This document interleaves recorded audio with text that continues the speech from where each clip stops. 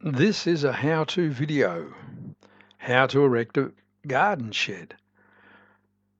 Why did I make this video? I've got no desire to reinvent the wheel, and there are lots of how to install shed videos on YouTube. However, most are by manufacturers and sellers who have vested interests.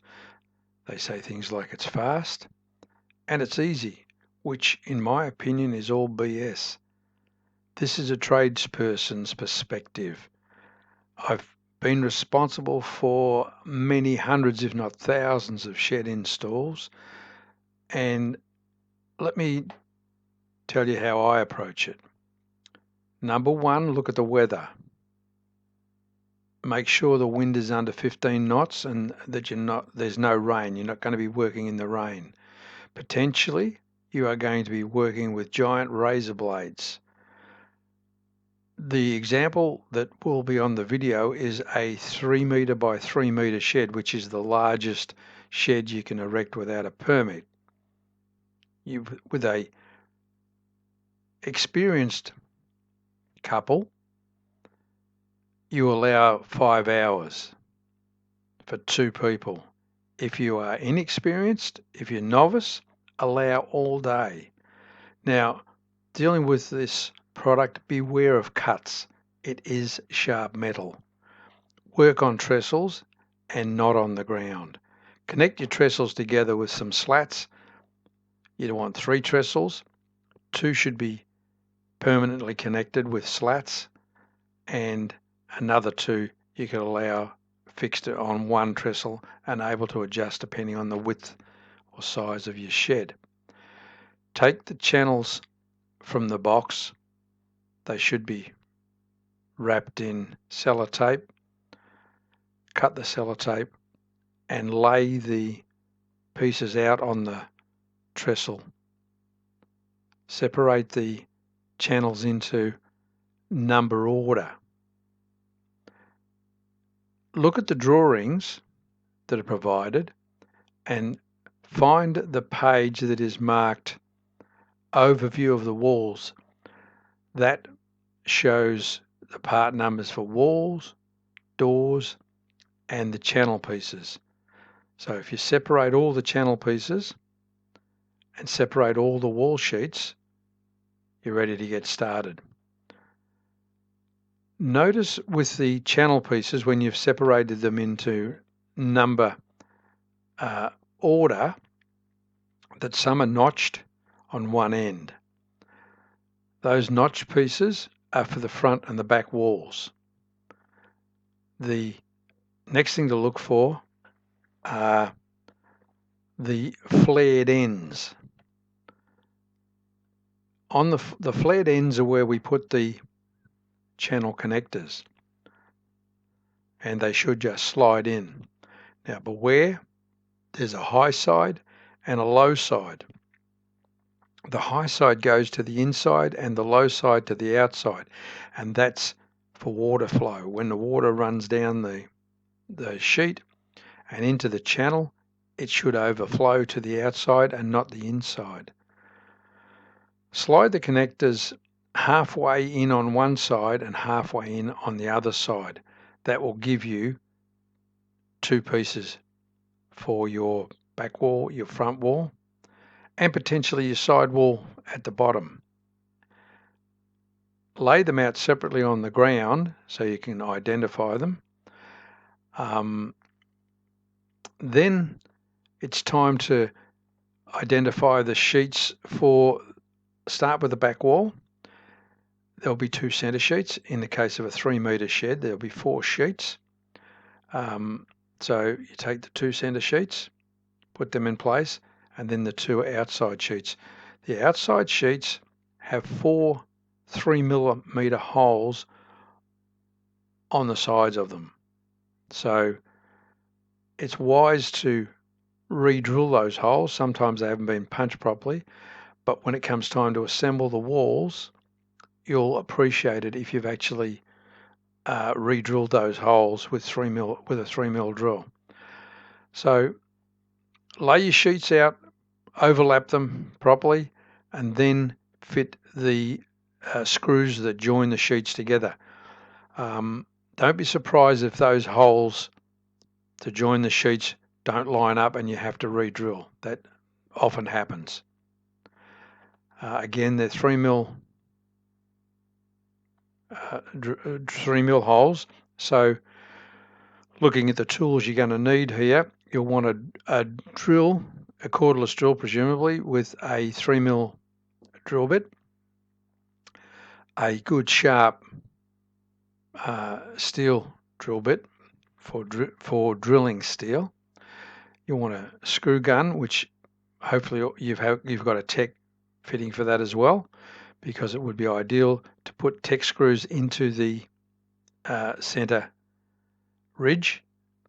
And when you look at the ridge, if they haven't supplied Tech screws, they've provided flat-headed screws. You might be better to go to Bunnings and buy 8 Tech screws, because often the flat-headed screws, when you're putting them into the center beam, they break. You'll also need a rubber mallet to tap the channel on, and a rivet gun if you're going to put rivets into the doors. That's it. A drill, a Tech gun, a rubber mallet, and potentially a rivet gun. Put the channels onto the walls, having put your screws in. The walls should be sitting pretty straight on the top and the bottom. There's a channel for the top and there's a channel for the bottom. The channel for the top has additional holes which are to line up and locate the roof sheets. So that's how you can tell that they are numbered differently. So that's one clue, but the other clue are the holes in the channel. So once you've tapped the channel on, and it is a two-man job. Don't try to rush it. You might find it that it clips on easily. You might find that it takes a little bit of persuasion, but don't get too far in front of yourself with two people, one holding one end, one holding the other, slipping it on and tapping it on with a mallet. It goes on reasonably smoothly. Then the center where you've placed the connector needs 4 holes drilled. There's 2 for the top and 2 for the bottom. Put those in so that you're connecting the channels together. Then take that sheet, take the assembly, the back wall assembly, lift it off and take it to the site that you're going to be erecting the shed, and lay it against a wall. And if you can lay it against the back wall, wonderful. Now, be careful if there's wind that you think might catch the wall, tie it back. In this particular case, this site has had a shed before. It's had concrete around it. They've taken the shed off, left the concrete in place, and put timber down where the dirt floor was before, and left the electrical point at the front. So this being a timber floor, concrete is preferable. Timber is often a worry, because if the site is not perfectly level, the doors will not line up. So you'll have a problem with a double door, like on a 3x3 shed, when it comes time to put the front wall in place. We'll deal with that when we get there. Next, assemble up the side walls one at a time.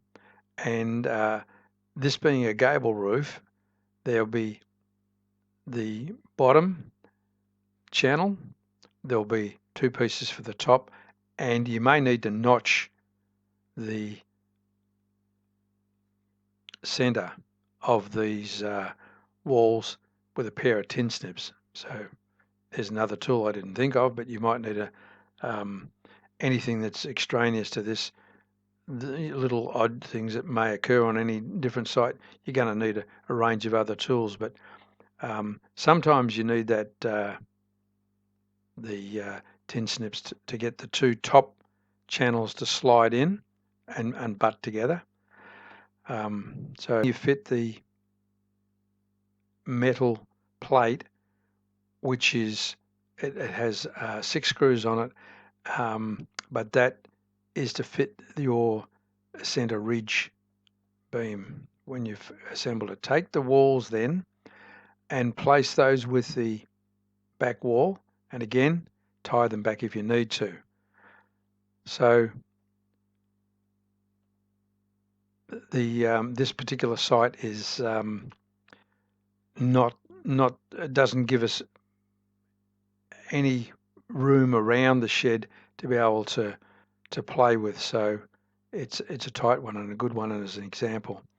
Next, assemble up the doors and take those and put those temporarily on the with the back walls and side walls.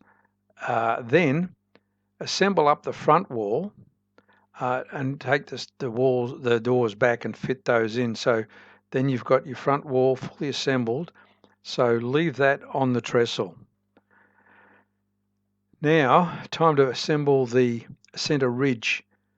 The center ridge, you could have done this beforehand on the trestle, but it's sometimes on a 3 meter size not easy to do on the trestle, and it's not easy to do on the ground. It's not easy to do anywhere, but there's generally 2 pieces of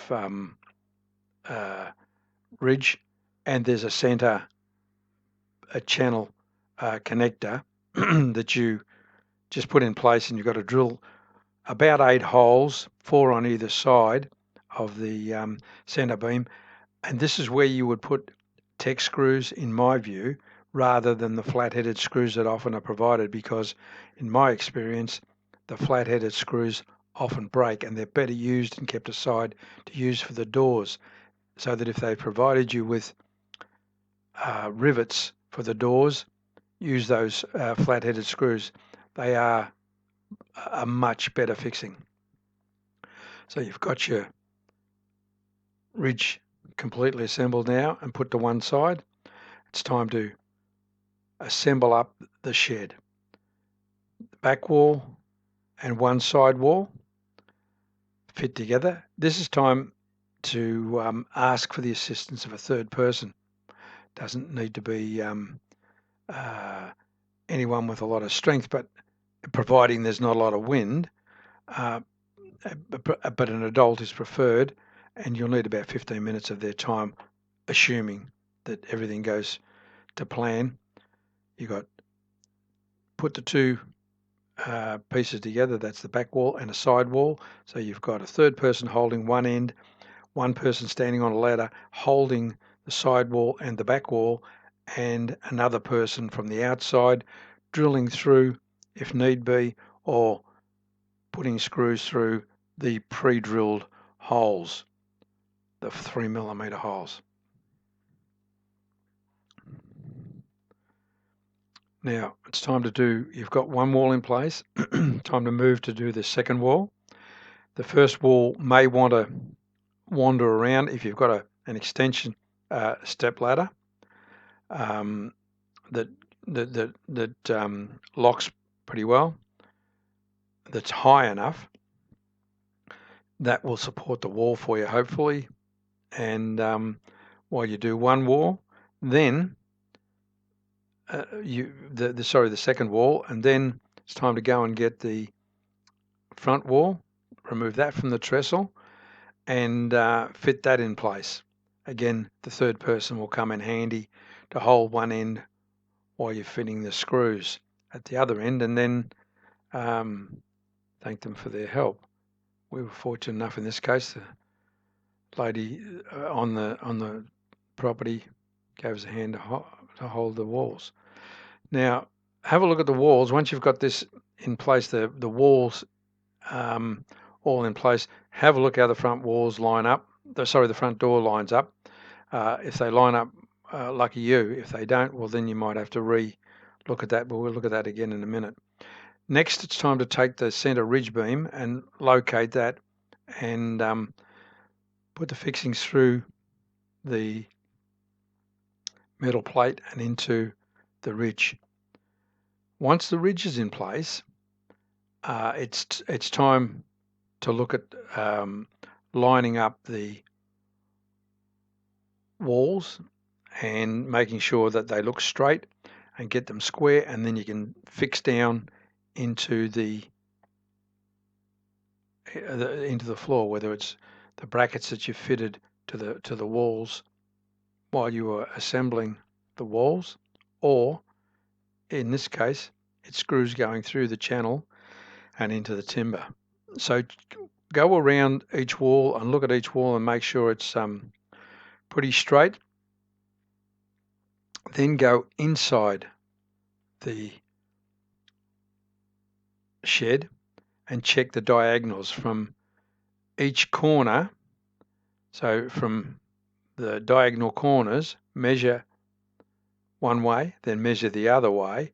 They should be approximately the same, within a few mil. If they were spot on, you'd know you have it perfectly square. A couple of mil out would be okay, but only a couple of mil. Once it's lined up, once it's square, once it's straight, put the fixings in, then it's time to do the roof.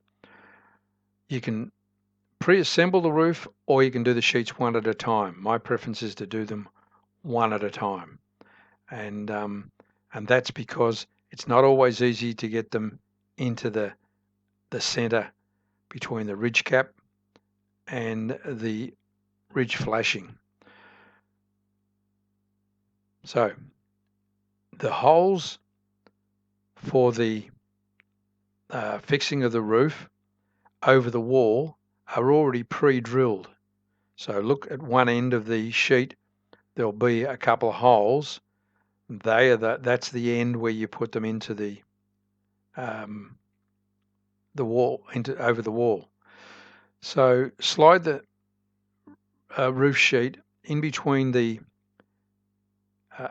channel and the ridge channel and the flashing, and get it square. Put the fixings in. You can work from the back or you can work from the front. I prefer to start at the back, work right across the back, get that done, and then you can start to work on the front. So once everything's fitted together, it looks neat and straight and it's all aligned.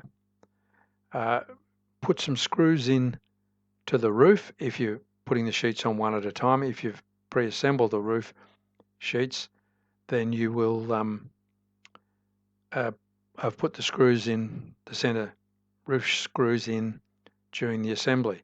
If it was a skillion roof, I'd assemble it up as a pre-assembled piece. If it's a gable roof, I would do it one sheet at a time. So if you've got your screws in, then it's time to have a look at the doors. You've got if you've got you'll have a nominal overhang of the roof sheets past the walls.